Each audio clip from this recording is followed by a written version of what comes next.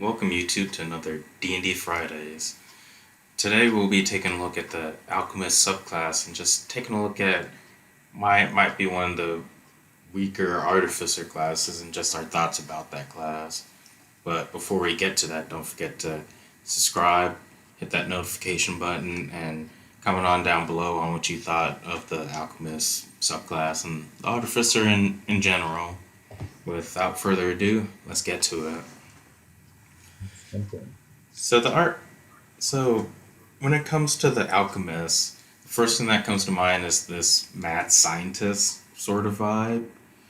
As the whole big thing with this subclass is creating experimental elixirs. So basically potions that have some sort of effect or right something of that nature, Yeah. which is kind of cool and neat in idea. But it falls short a little bit once you get into later levels. So let's take a look to see what the current state of the subclass is. So right away at third level you get a few different things. So you get proficiency in alchemist supplies, which fits, and if you already don't have that proficiency, you get proficiency in another artisan tool of your choice. So flavor text, that kind of works pretty well for it. You also get extra spells for being an alchemist.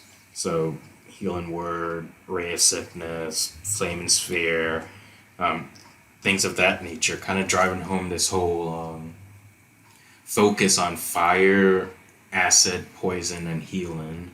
That's kind of like the go-to type of things that an alchemist does. Mm-hmm. But the main draw is the experimental elixir. So whenever you finish a long rest, you pretty much create an elixir. And when you do so, you roll on the elixir table to get a random result. Now you can create additional experimental elixirs by using a spell slot of first level or higher, and if you do it that way, you can choose which effect it occurs. So that's kind of cool. And then pretty much, as but you do need your alchemist supplies to do so, which fits you need alchemist supplies as an alchemist.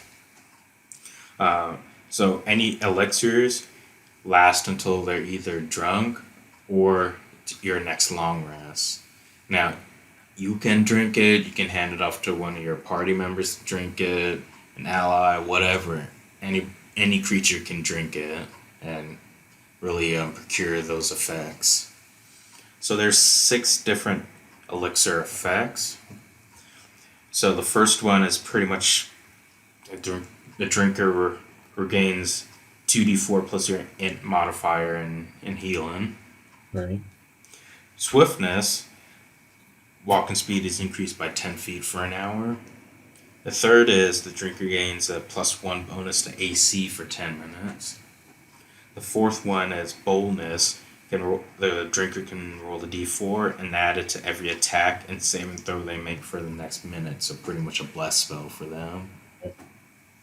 The fifth one is flight. Gain a flying speed of 10 feet for 10 minutes.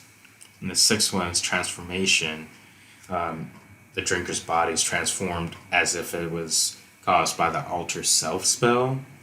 And the drinker determines the transformation and it lasts for 10 minutes. A lot of cool little things, but we'll get back to this table momentarily. On 5th level, you get the savant of this class. So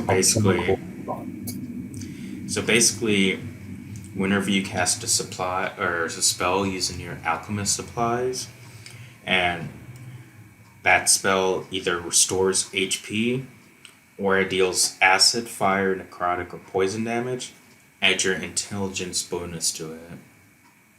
The cool thing about that is, if it already adds your intelligence modifier to it, you pretty much double that. So things like healing word, mass healing word, stuff like that, you're basically adding your int modifier twice. So a little bit of added juice up there. On ninth level, you gain whenever somebody drinks an elixir of yours, they gain 2d6 plus their int modifier and temp HP. And you can cast Lesser Restoration without expending the spell slot or preparing the spell. And you can do it as many times as your int modifier, and you regain those times those effect are expended uses on a long rest. Sure. On 15th level, which is Chemical Mastery, you gain resistance to acid and poison damage, and you can no longer be under the poison condition. And you also can cast Greater Restoration and heal without spending spell slots or having the cost of the components or anything like that. You can only use each of those spells once per long rest, though. Okay. So a lot of interesting things, really focusing on healing and poison, acid, fire type of damage, which I think are a lot of good and cool stuff at lower levels. But I don't think that the elixir table really scales well with level. Hmm. I think that's what the biggest thing that really comes out of this class, at least for me. What's your thoughts? Yeah, I mean, I think this has got some good, thematic bones to it, and they've tried to focus it in on what would somebody that creates potions as their job, how would that translate into, D&D? And I think they've got some good, a really really good start here. I think this would probably be a pretty interesting subclass to play. Um, I I am interested as to hear what your thoughts are about the elixir table and what changes you'd like to see around there. So for me with the elixir table, there's a lot of good stuff in it, which is I feel is good at third and fourth level, fifth level, that sort of thing. But once you get into late tier two, but especially by tier three, tier four play, which is 10th level and beyond, I feel like the most of the effects is kind of minuscule at those levels. Um, like pretty much adding a 2d4 plus int mod for healing. That's kind of sort of like a regular healing potion. By that level, the party's going to have more than enough gold to get better potions than that. Or plus one to AC for 10 minutes.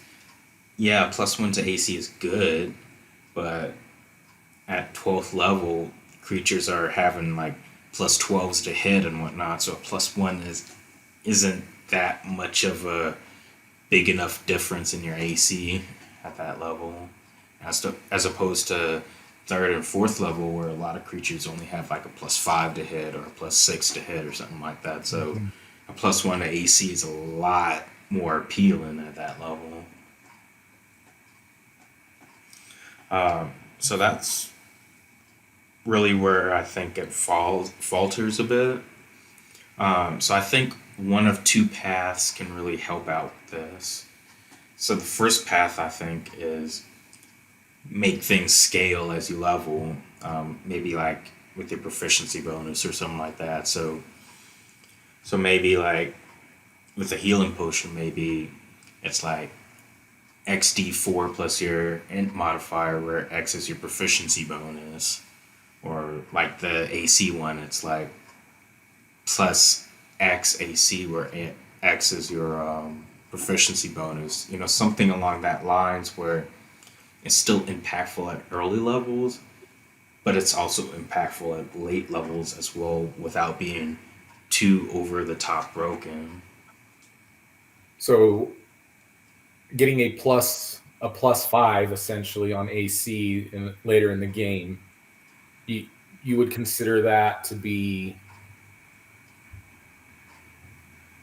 a good added benefit there's not very many things within the game that give that big of an AC bonus, right?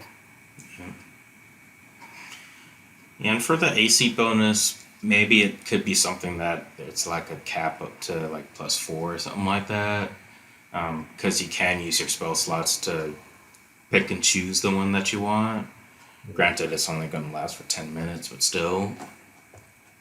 So, but the whole point is pretty much just figuring out a way to make it impactful enough where later on in levels, and I think like a +4 or something like that to AC for that specific one, I think still feels impactful instead of +1.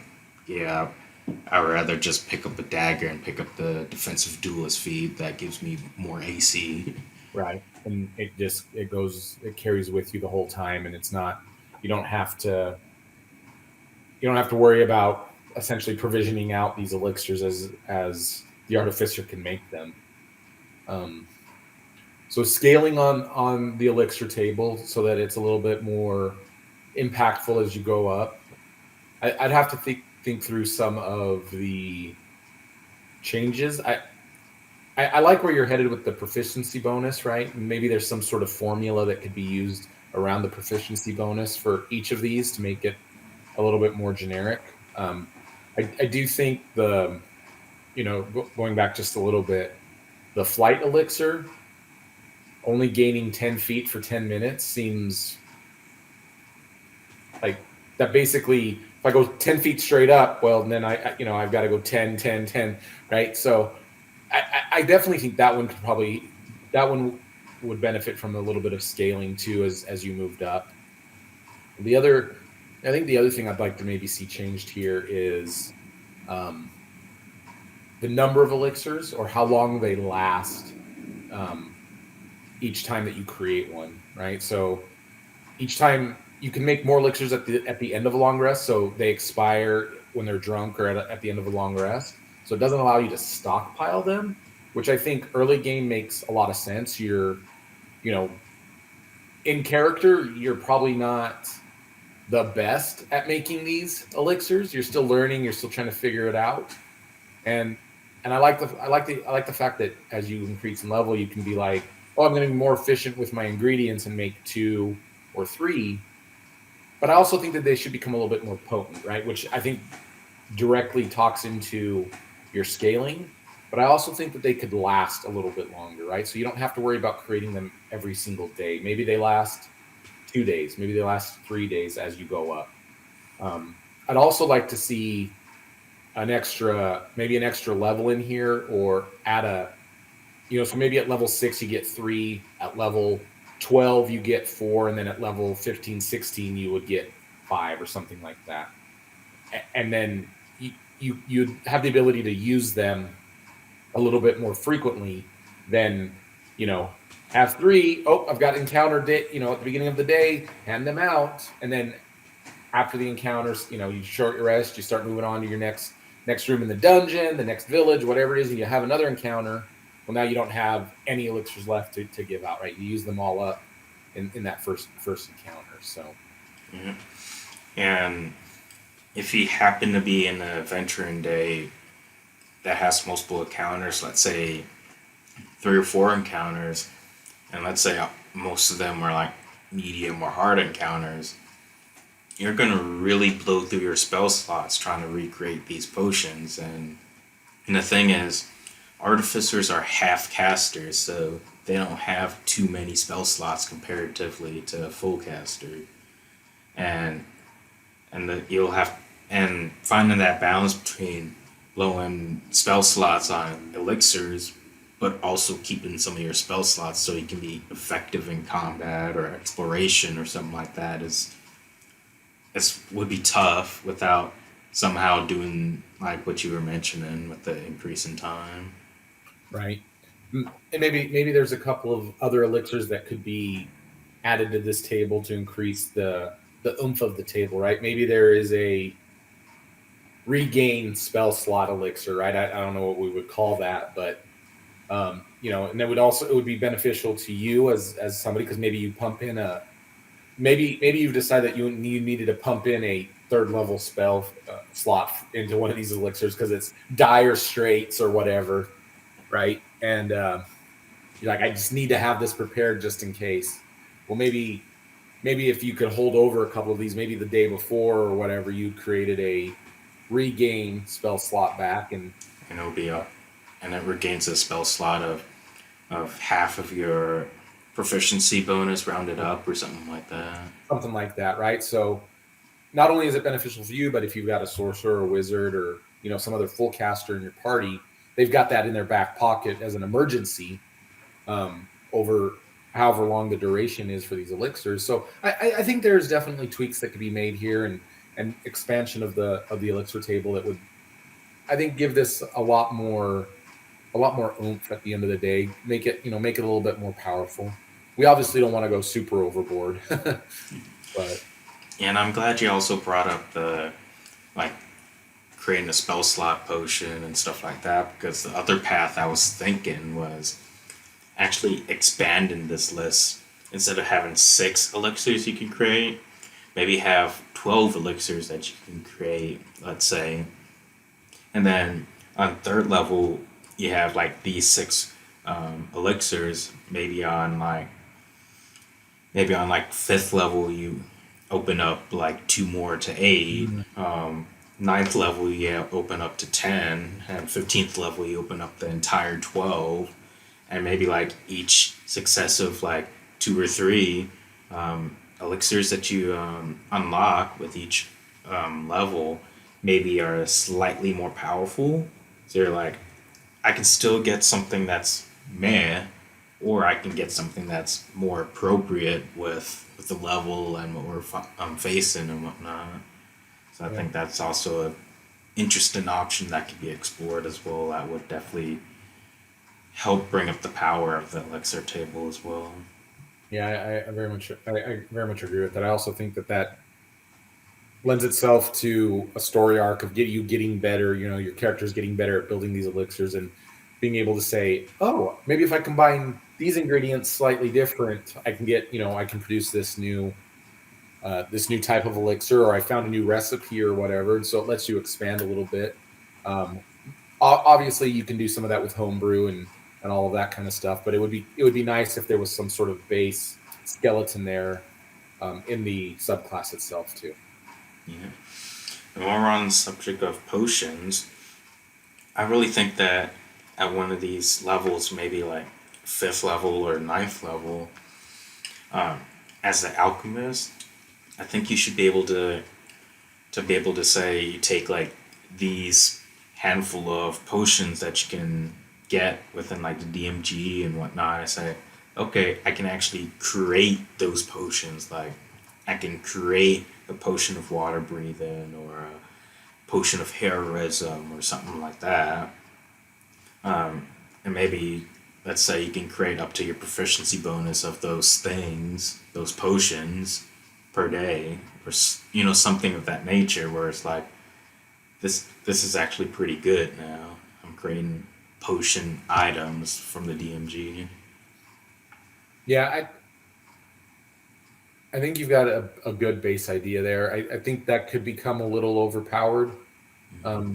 Being able to do those, create those as a replacement for the elixir and being able to do them on a daily basis. But maybe if there's some sort of brew time for these things that get built in that is automatically included in the artificer, sorry, excuse me, in the alchemist subclass, right? So some sort of healing potion for you takes like a real healing potion, not the elixir or whatever, takes a little bit longer to make. Maybe that's not the best example because healing's on this list, but sort of that idea to where you are expanding your skills and you're getting a little bit better at it, and it's built into that subclass. I think there's some good creative ways of being able to fit that in here somehow, for sure. It's currently in the campaign that I'm running. I have an armorer in my party, and basically, I pretty much created this system where it's like, yeah, there's an armorer and there's a druid in the party. Here are a couple of recipes from a few of the non-overpowered potions that have like 3 items or something. So you got to collect these items when you're exploring, and now you need to make like a alchemist supply check to see if you can actually meld these components together and actually create the potion. So like maybe you spend like 5 herb units and like some Motrin or something like that to create a regular potion of healing as an example. So I think something or another like that could work for the alchemist. Who knew ibuprofen existed in D&D? Well, anything it can be included in D&D as long as the GM says so, That is very true. That is very true. and as long as it's not Adventures League. But yeah, I think whether you just stick with the elixir table increases, or maybe add on some sort of like creating the DMG potions to some extent, I think something needs to be done, like to be a little bit more flavorful and a little bit better for the alchemist to do. I think figuring out a way to scale this a little bit would definitely bring it up. You know, bring it along pretty well there too. Yeah, agreed. And and I think one thing that I've been thinking about is on 15th level when you become resistant to acid damage and poison damage. I'm thinking, would it be would it be good if you just become immune to poison and still just keep that resistant to acid damage? Hmm. Because I feel like that would be a little bit more flavorful because you're mixing a bunch of concoctions and stuff like that. You should have a lot more immunity to poison than most. So you're saying keep resistance to acid, but then be immune to poison and the poison condition. Hmm. Let's switch that around a little bit. Yeah, I mean, I could see. I'd like to understand a little bit better why they left the poison damage on the resist side, right, versus the immunity side, since they're going to be immune to the poison condition.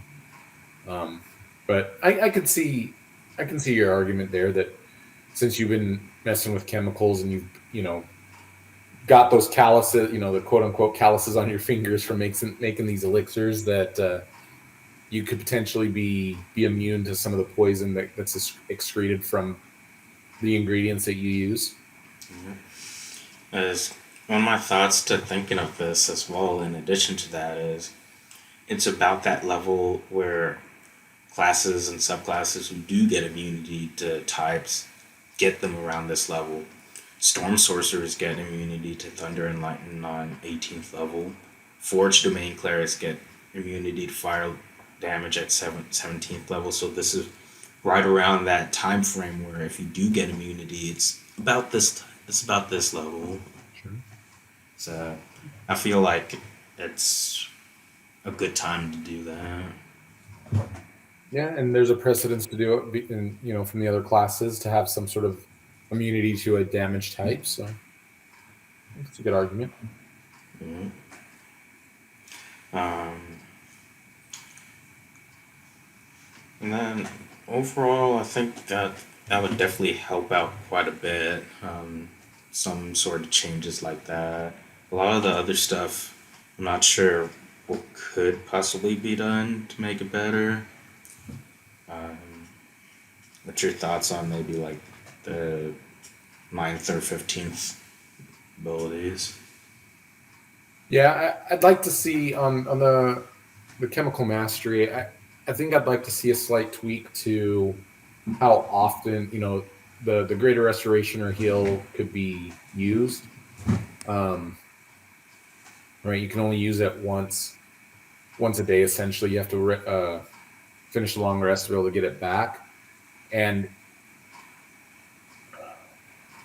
I feel like there could be a tweak there. I'm not quite sure what that is, because getting a free spell is pretty awesome, right? Like, essentially, you're getting 2 free spells, right? You don't spend a spell slot or material components. and you don't have to have it prepared, right? You can just say, time greater restoration. Whoop. Um, so I feel like there could be a little bit of a tweak there. I'm just not sure what that would be. Yeah.